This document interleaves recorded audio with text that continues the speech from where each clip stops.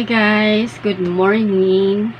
So, I'll be having my breakfast today. Actually, pangalawang kain ko na to. Medyo nag-crave lang talaga ako sa ibang food. Kaya, nag-order ako sa Jollibee. Medyo umi-epekto na rin kasi yung mga gamot na binigay sa akin kahapon sa akin pong first cycle ng infusion chemotherapy. Ngayon medyo nahihilo na ako, masakit na yung mga hita ko, lagi akong nasa banyo, yung mga ganong pakiramdam na dati naranasan ko, bumabalik na siya. Sabi ni Doc, first 5 days after ng aking infusion chemotherapy, may experience ko yung ganito. Kaya ngayon parang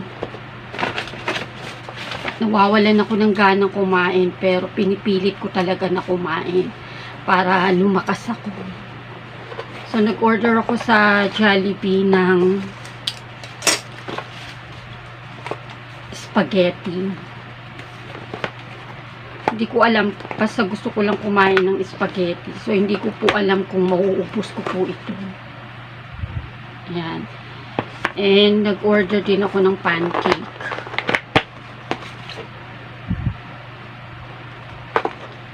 Kanina kasi konti lang talaga yung kinain ko guys. Parang hindi tinatanggap ng sikmura ko yung food. So nagtry ako mag-order sa Jollibee baka sakali na magustuhan ng panlasa ko. Meron din tayo ditong gatas guys. Yan. Aking gatas. So, let's pray.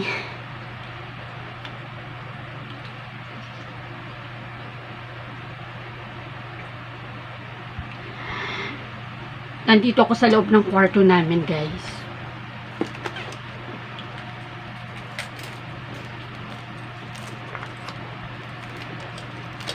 So, panibagong journey na naman sa akin itong infusion chemotherapy ko kasi medyo mas complicated na to compare dun sa oral chemotherapy at saka radiation treatment na ginawa sa akin before. Sana magustuhan ko itong pagkain para malagyan ng laman yung sikmura ko kasi may mga iniinom akong gamot ngayon guys. So, kailangan laging may laman yung sikmura ako.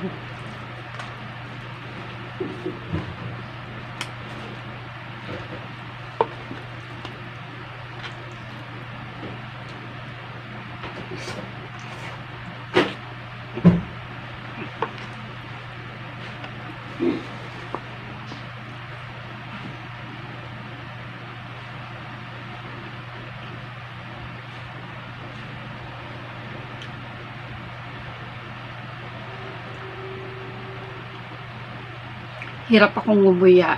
Parang maglalakcho palagi ako.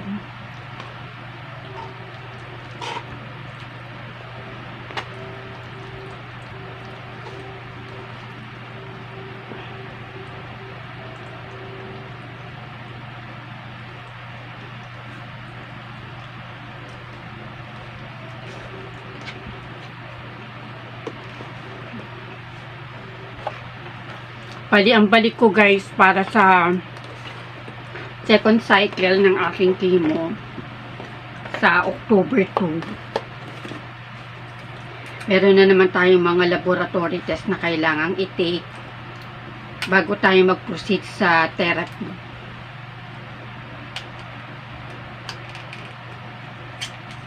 Sobrang gastos talaga guys, grabe. We're blessed kasi yung gamot na na-avail namin ng libre sa TOH, yun yung ginamit nila para sa infusion chemotherapy ko. Kaya, ang laking menus talaga nung binayaran namin sa hospital. Ang laking bagay.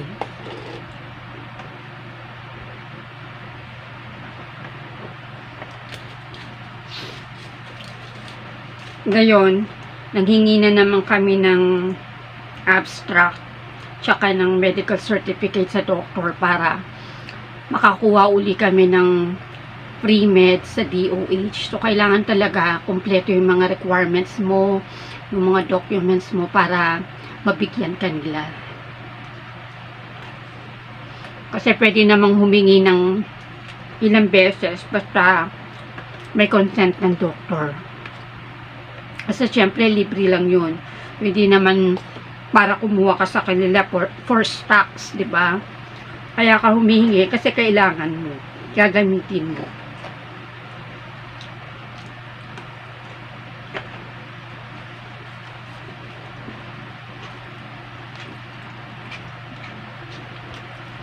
Kailangan nating labanan yung after effect ng chemotherapy para lumakas tayo.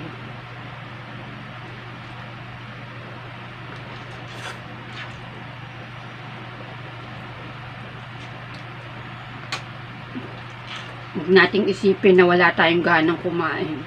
Kailangan natin kumain talaga. Wala naman actually masyadong pinagbabawal na food sa akin, pero pinaiiwas ako sa sobrang maanghang, sobrang maasim. Yan. More on fruits and vegetables talaga dapat.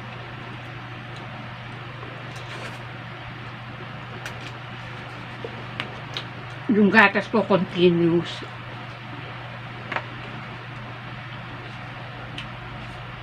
So, kailangan tulungan ko yung sarili ko na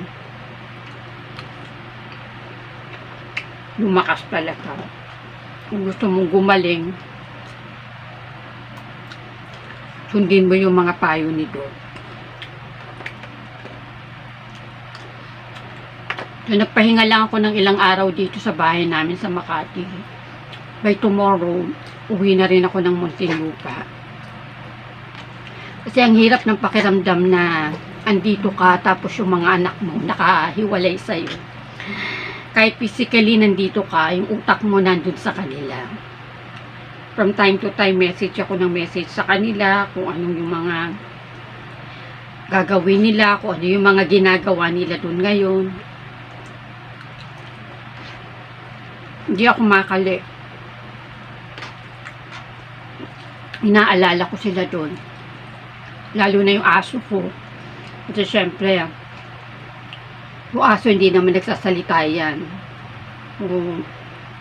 Nagwo-worry ako na baka wala na siyang tubig, di ba? Baka hindi pa nakakain. Kasi yung aso ko sobrang close yun sa akin. Pag nawawala ako talaga namang grabe yung lungkot nun. Lagi yung nandun sa may tapat ng pintuan, inaabangan ako dumating.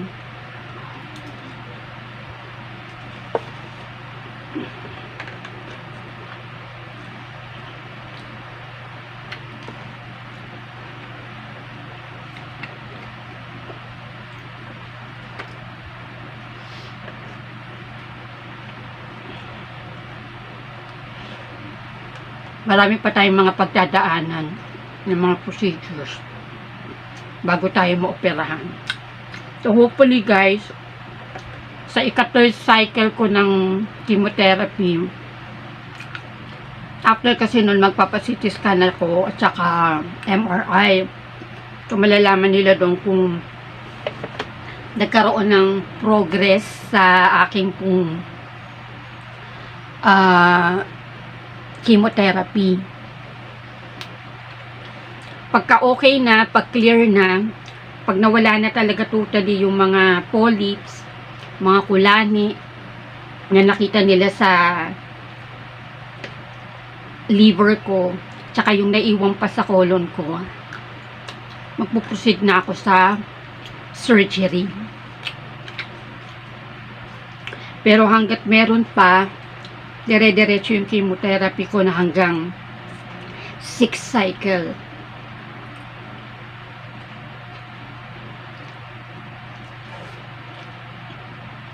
So, mahaba-haba pang paglalakbay to guys. Kailangan natin mag-focus talaga.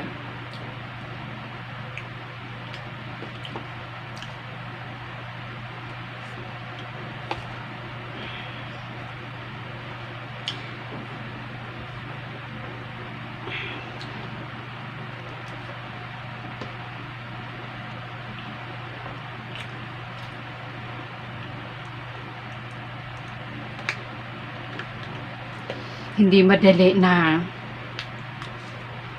sumasabak tayo sa ganitong klase ng paglalakbay.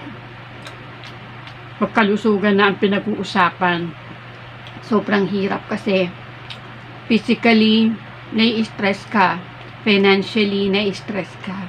Tapos naiisip mo pa lahat ng mga taong nakapaligid sa'yo na nag-aalala para sa'yo. Na ako rin, nag-aalala rin sa kanila dahil iniisip nila yung kalagayan ko.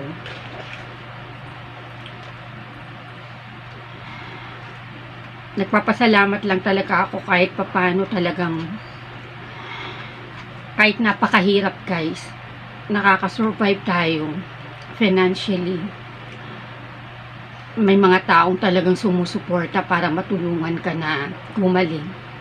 Yung mga doctors ko na matyaga na nagmo-monitor sa case ko, sobrang blessed ako kasi talagang binabantayan nila talaga ako. Inaalagaan talaga nila ako. So, napakaganda po ng serbisyo sa USD. Sobrang maalaga talaga sila. Nung na-admit ako doon, talagang inaasikaso ka talaga nila. Marami akong kasabay na nag-therapy nung araw na yun.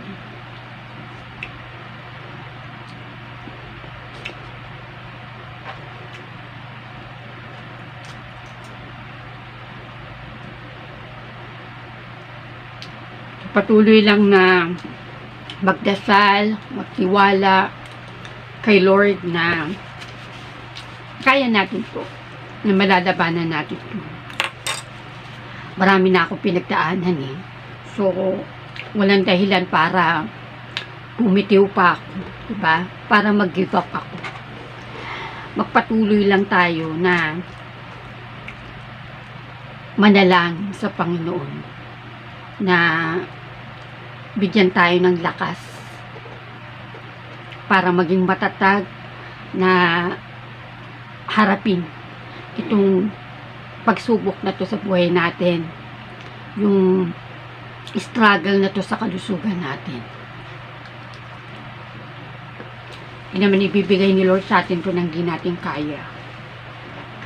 So, lagi lang tayong mananalangin, magpapasalamat sa lahat ng mga biyayang natatanggap natin, sa lahat ng mga magmamalasakit, pagmamahal na binibigay sa atin ng ating pong mga mahal sa buhay, mga kaibigan, mga kamag-anak, ating pong pamilya.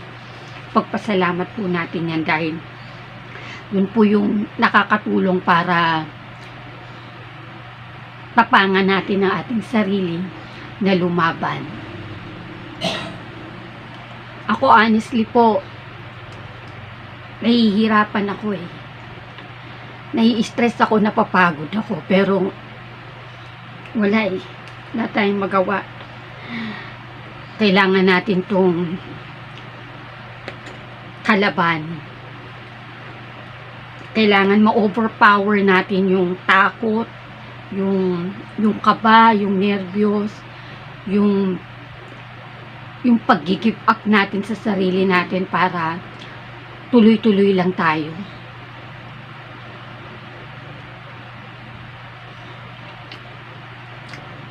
Hanggat may mga tao na nagtitiwala sa atin, nagagaling tayo. Hanggat naniniwala tayo sa sarili natin at sa Panginoon, nagagaling tayo. Wala namang imposible.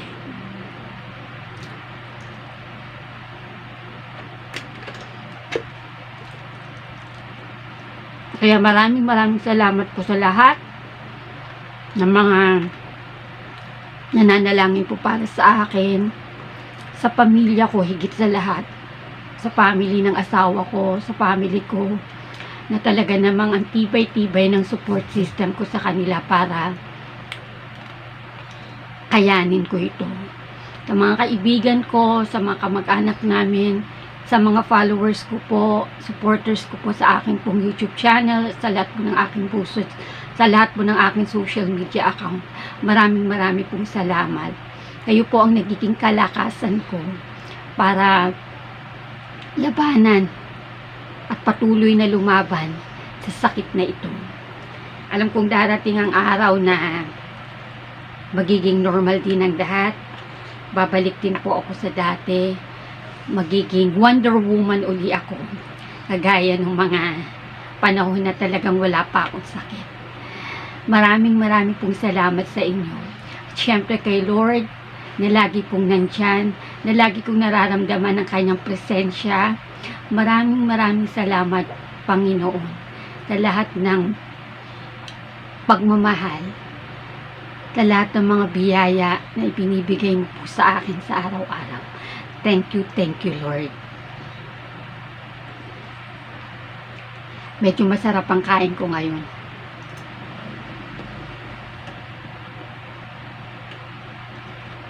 Patuloy nyo lang po sanang antabayanan na suportahan ang aking pong mga vlog sa aking pong YouTube channel. Don't forget po to subscribe, like, comment, and share, and click the notification bell para lagi po kayong updated sa mga videos na aking pong i-upload. And please, no skipping ads. Ayan, kasi malaking bagay po sa amin yung mga ads. Ayan, marami pong salamat. Thank you guys for watching. See you again next time. Until then, ingat, God bless, and happy lang. Bye-bye!